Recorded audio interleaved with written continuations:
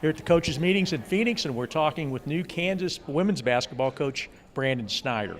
Coach, could you give us kind of a Cliff Notes version of what you got from your father, a guy who coached 25 years, won 1,000 games at Division II level? What are some of the philosophies that you use that you got from him? Well, I think the importance of fundamentals and repetition, number one, in your practices. The other thing that he told me all the time as I started to get into coaching is you have to be yourself.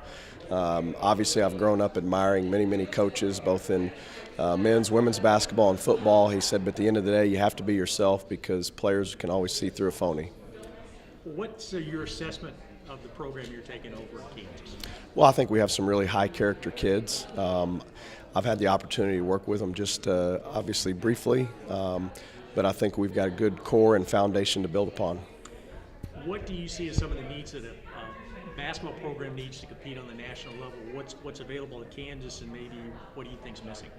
Well, I think obviously you're always going to have to try to improve your roster as much as you can. I'm excited about the 5 signees that are coming in.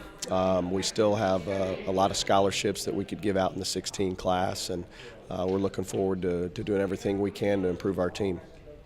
Is the Big 12 kind of a double-edged sword? It's a great league for exposure and, a lot of TV, a lot of fan support, but on the other hand, it's a pretty tough league.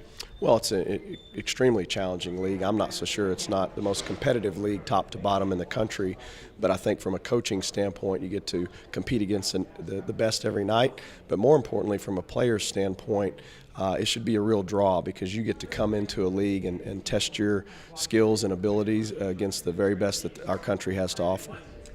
That's Kansas women's basketball coach Brandon Schneider from the Phoenix meetings. I'm Wendell Barnhouse for the Big 12 Digital Network.